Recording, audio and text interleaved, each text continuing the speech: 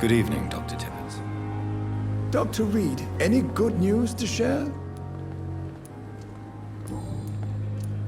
You're exhausting yourself, Corcoran.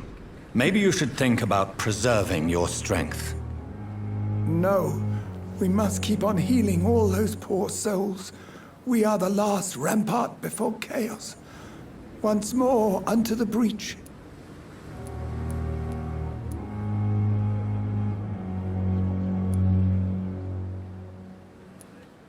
Nurse Brannigan is worried about you, Doctor. She should not have told you that. I will have a word with her. You don't have to blame her for her honesty. I'm not that kind of man, my dear Jonathan. Actually, Nurse Brannigan's opinion is the only one I may listen to.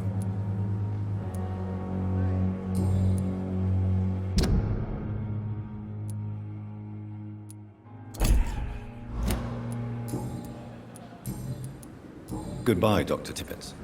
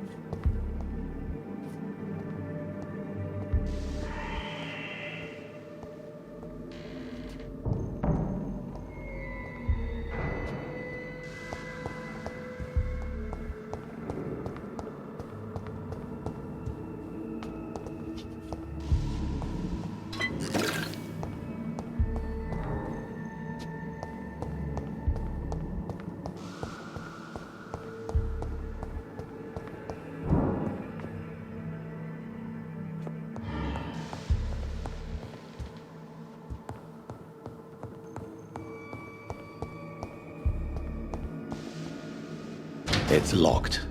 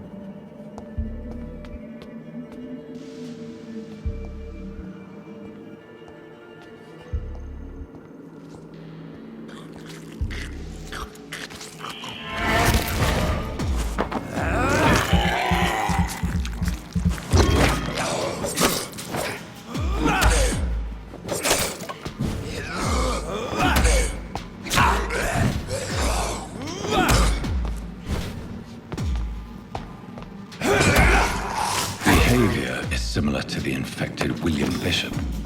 Must be the same strain. This sickness moves faster than influenza.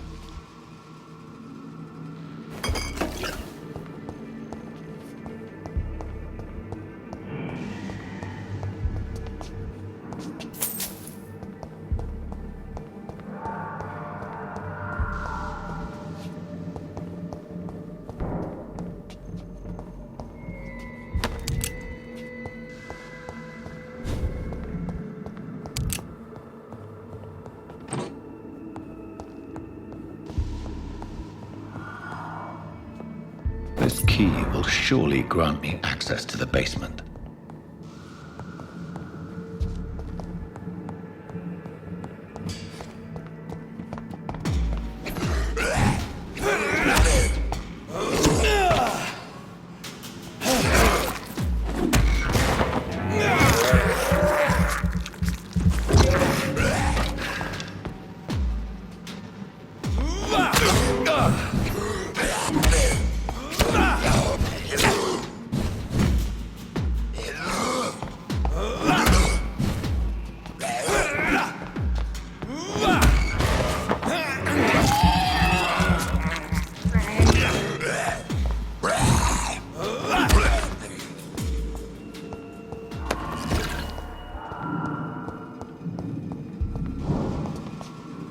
I cannot enter.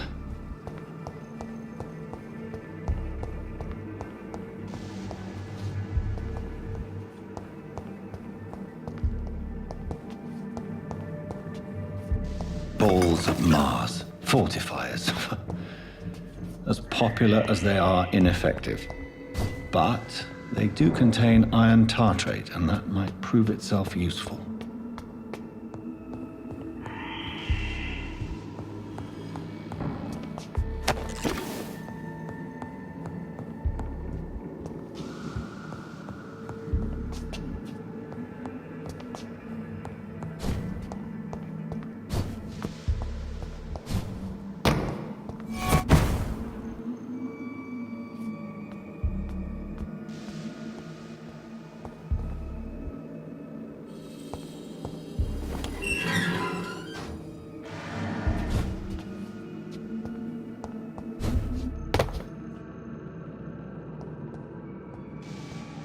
These scowls feed from corpses and the husks of animals.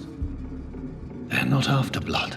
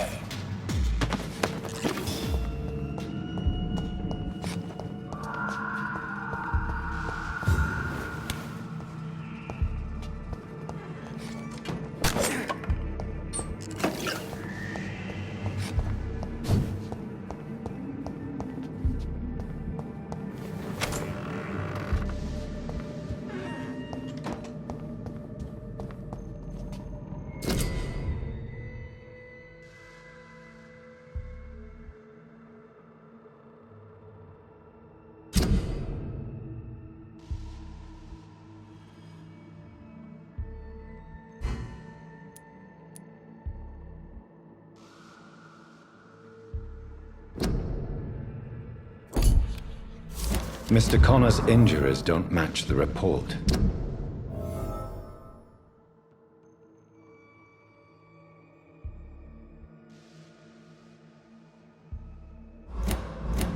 I'd better look into this. It's locked.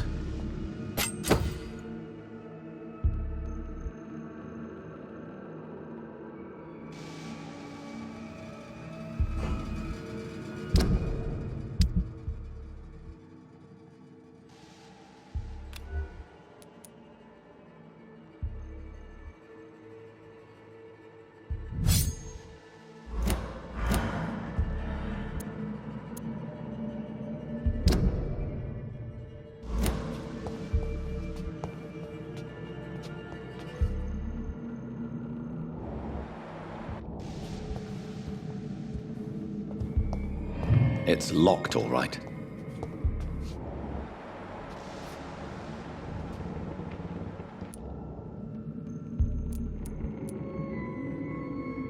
Traces of a pinkish foam at the corner of the lips.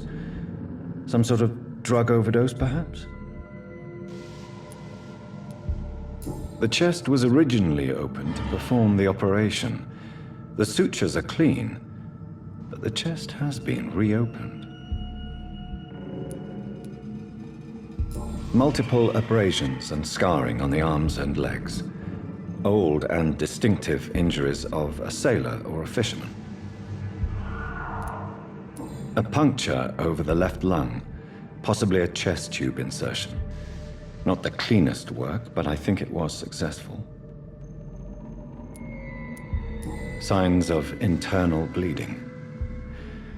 So, Dr. Tippets' anesthetics were incorrectly dosed, causing the patient's death.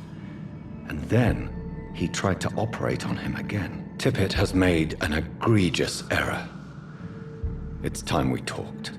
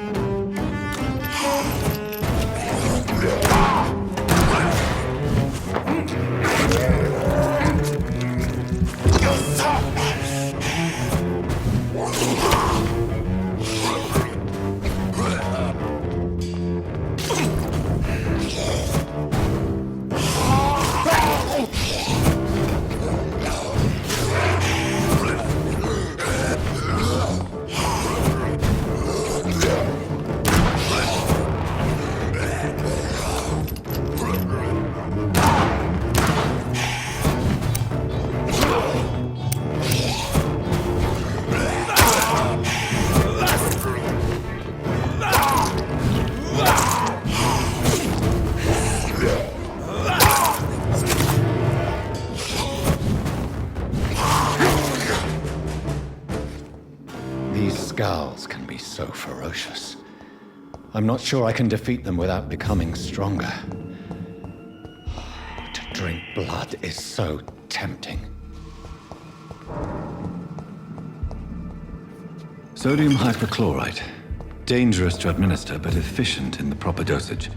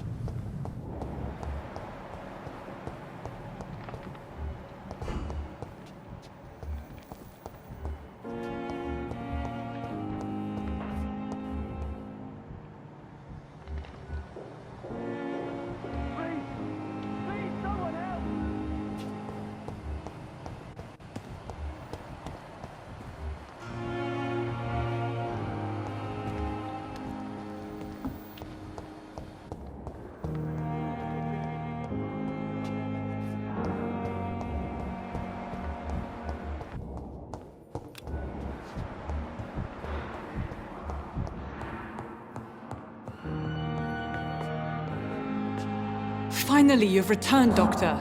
Did you find anything of value? Yes, nurse. You've worked your first miracle, Doctor. Now, this patient here needs immediate treatment. Duty calls? When the storm has passed, I'll show you how to mix the remedy yourself with the same basic ingredients.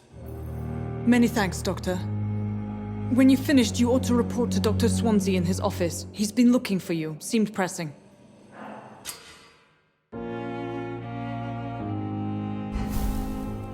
I will not let you down, my boy.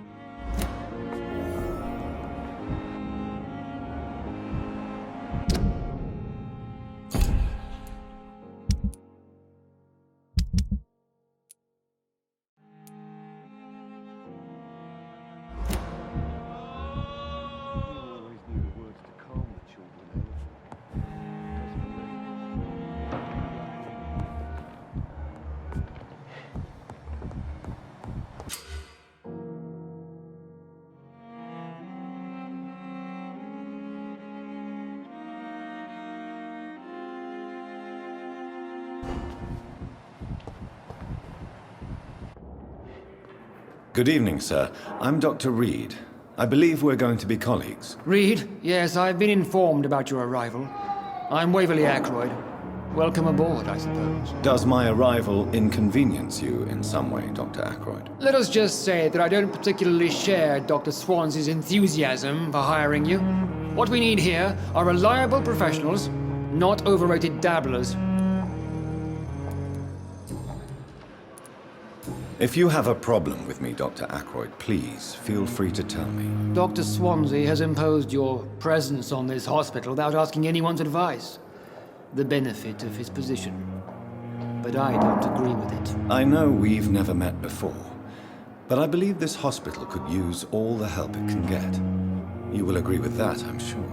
Oh, but I have heard about you, Dr. Reed. Of course, you can't say the same about me, since I have not wasted my time courting the press.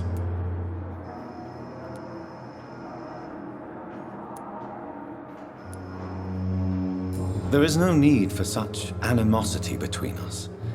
Don't you think the epidemic is already enough to deal with? That is one point we could agree on. And that is precisely why I want to be sure that you will be of help to this hospital, instead of a burden. Since your tenure in this hospital is longer than mine, perhaps you can tell me more about this place. Let's just say I'm tired of the carelessness around me. I have always respected the skills of Dr. Swansea, but over time his enthusiasm has become displaced. Carelessness? Exactly what are you talking about? We're here to save lives. The people who trust us are not volunteering for experimentation. They're here to be healed. I don't intend to run any radical experiments, Doctor. Even if I, as any good practitioner should, express an interest in pushing the boundaries of medical research. Modern medical methods were created through audacity and ego. But there are rules in our line of work, and they're here to protect our patients.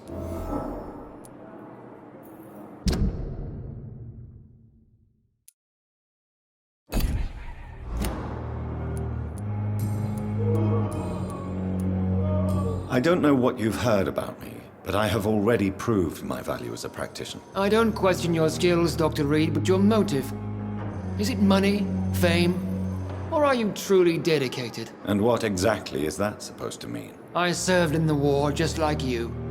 But unlike you, I did not use the wounded to play the modern sorcerer. Be careful what you insinuate, Dr. Ackroyd. I only want you to admit you used those men to improve your theories.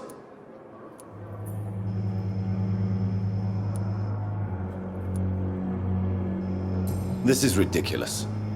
My blood transfusion technique saved many lives, and you know it. You see? That is exactly what I hate about people like you. You avoid this kind of accusation instead of facing reality. It seems you have bad memories of your military service. I refuse to see this industrial slaughter as scientific progress. War only reveals the worst in men. We can at least agree on something, Dr. Ackroyd. Thank you for your time. We'll talk later.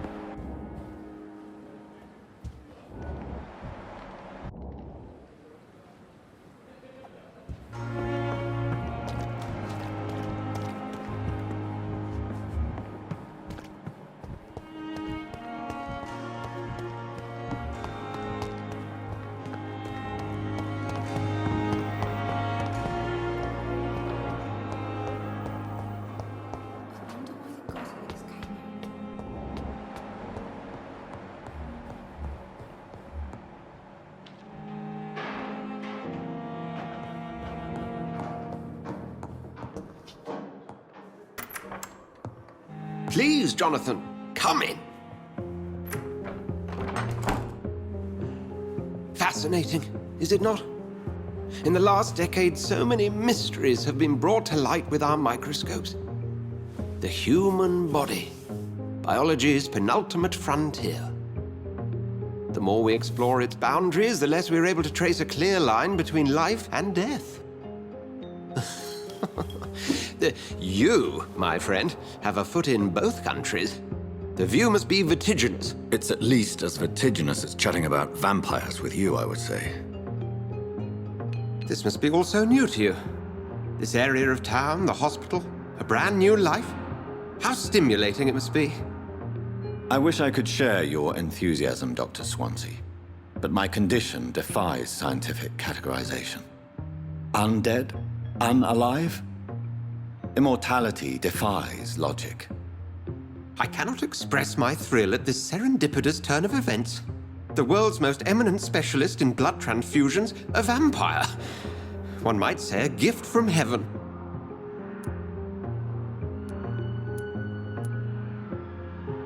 There is an absurd poetry to my situation.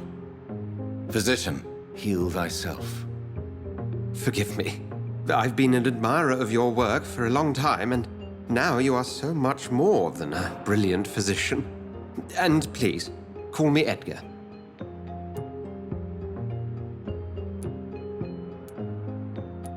There is no need to apologize, Edgar. You offered me sanctuary when I had none. Very well. I have a task for you, Jonathan. Something that will require all your newfound skills. Please, go on. The Pembroke only survives through the generosity of our benefactors. Unfortunately, our main donor has found herself in a bit of a bind. Now, if you could help her out... A spokesman or politician is what you need. That's not my calling. And until I come to understand what has happened to me, I require discretion. Discretion is in order, Jonathan. Lady Ashbury has recently received rather indelicate correspondence that, if revealed, would jeopardize her position. And you would like me to eradicate this threat? By the stole, of course not. I would just like you to pay her a visit. Her ladyship is certainly near the tents outside, tending the sick. You can't miss her. Look for someone impossibly delicate. Accepted. I'll see what kind of trouble Lady Ashbury is in.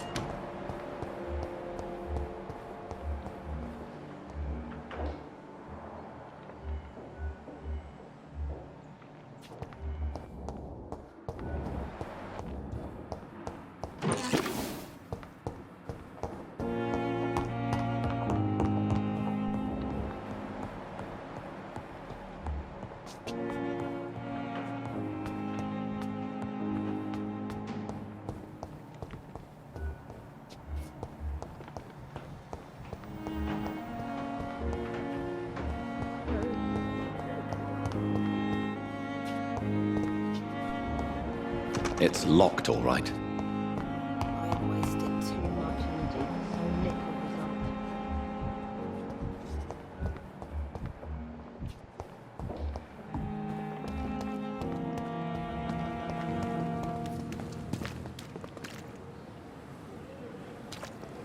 Good evening, Nurse Brannigan. Good evening, Doctor.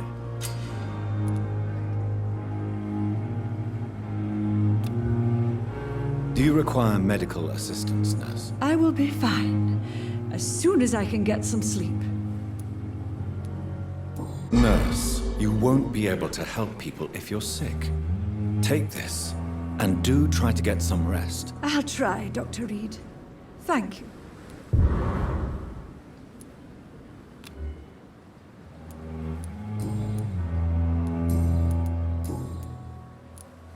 Tell me what Dr. Tippets did. I know his mistake caused a patient's death. If I had not covered up his error, Dr. Tippets would have been fired from this hospital. I could not let that happen. You can't allow your emotions to dictate your conduct concerning patients, Nurse Brannigan. Look around you, Dr. Reed. Do you really think we can afford to lose a brilliant practitioner like Dr. Tippets in our situation? I can't say I approve of what you did. But as a field surgeon, I know that some situations require you to bend the rules. I'm not proud of what I've done, but to contain the epidemic must be our priority, so we can't afford to lose Dr. Tippets.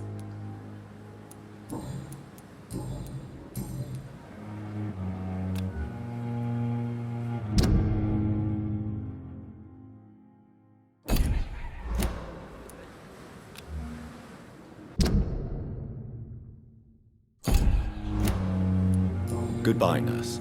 Call me if you need assistance.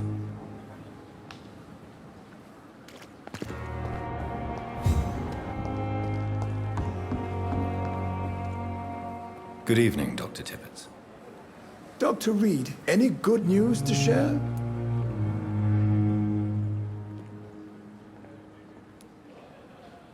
Have you heard of any underhand dealings going on in this hospital? I have no time for such triviality, my dear colleague. We're here to save lives. Corcoran, I want you to tell me about Mr. Connor. How did he die? What happened? He was my patient.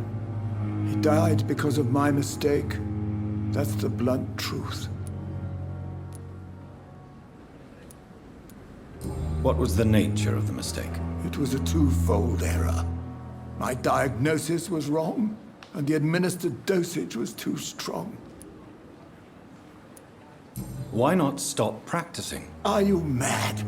I killed that man, I admit it, and it won't happen again. I have saved so many lives since then. Who was this patient? I don't know. Some sick man from the docks, maybe a fisherman. I had no time to talk with him. No one claimed a body.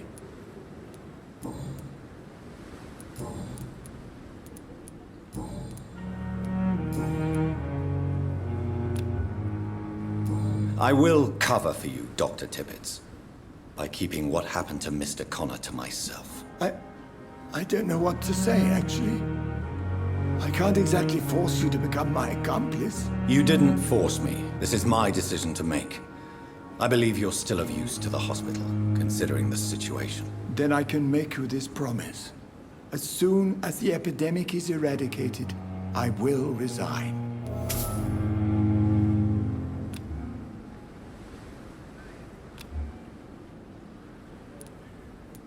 Goodbye, Dr. Tippets.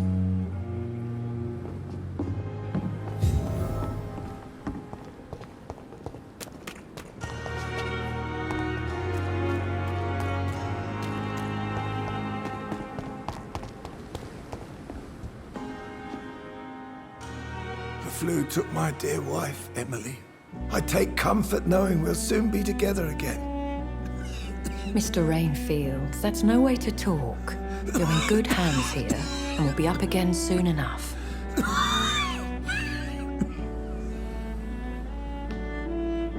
Now do me a kindness and get some sleep. I'll be back round later. Your words are kind, the blessings of an angel. You're the sweet, sweet Lady of Mercy.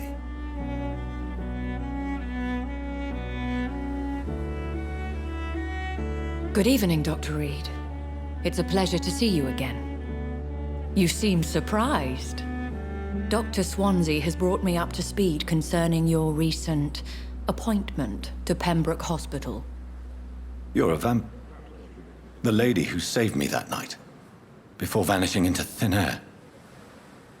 I remember you from the pub with Dr. Swansea. Indeed. Allow me to introduce myself formally this time. My name is Lady Ashbury. I remember you well, in spite of the brevity of our encounter. So it seems our Dr. Swansea does indeed have a fascination for creatures of our constitution. Dr. Swansea is a remarkable man. Dedicated, one might say, obstinate? He spent years compiling our bestiary. I hope you're more disposed to answer my questions now. You must have countless questions, but our rather urgent matter first. Swansea has explained. My cover, if you prefer, has been compromised.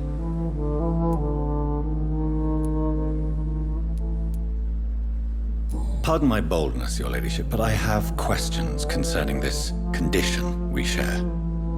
As a newborn, your hunger for answers is rivaled only by your thirst for blood. But the questions need wait. I'm a scientist. My trade is in the deciphering of mysteries, and I need information to feed my mind. I will gladly answer every question you have, but first, prove yourself capable of resolving my predicament without eating the culprit. Have any of the patients given you trouble? These poor souls have so little left to live for. I do my best to ease their pain.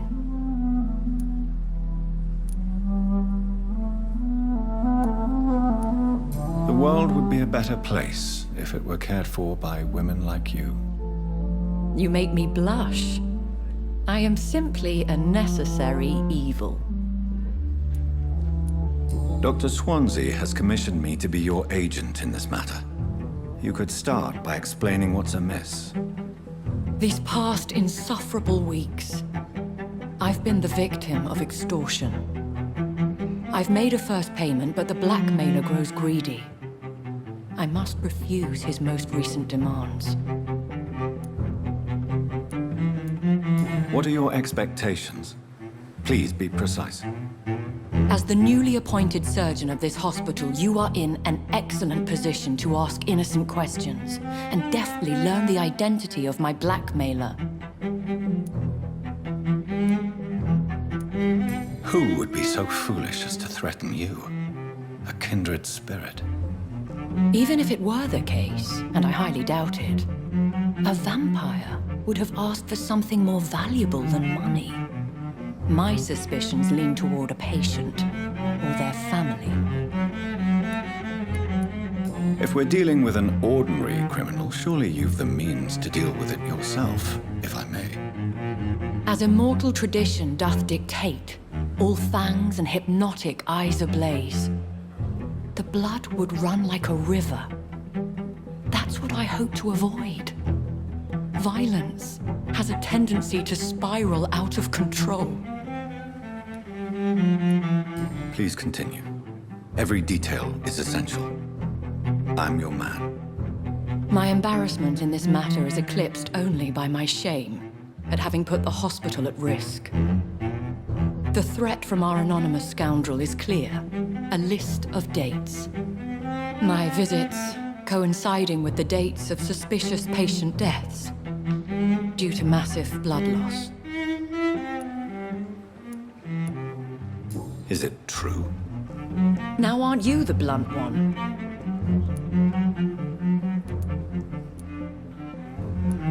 You are aware that I too know the thirst for the scarlet nectar.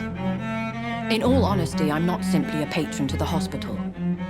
My visits serve a dual purpose. Dr. Swansea has been treating my condition with a revolutionary technique of blood transfusion. It seems you are a specialist in the domain. I'll take care of it. Do you know where I should start? If that was the case, I'd settle the matter myself. You could talk to our local gossip, Harriet Jones. Not a pin drops here without her hearing about it. I'll meet that woman now. My life, as others know, is in your hands, Dr. Reed. I'm sure of your discretion, but I do fear your powers of persuasion will be put to the test. When this is resolved, I'll be your obligé. I'll answer all questions in regards of your condition.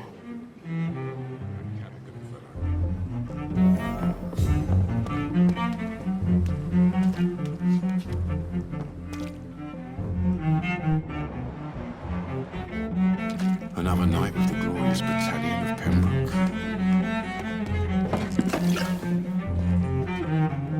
Good evening, Milton. Good evening, Doctor. Still trying to save lives? I'd like to see your goods. Wise choice, Dr. Reed. A reliable gun is what everybody needs these days.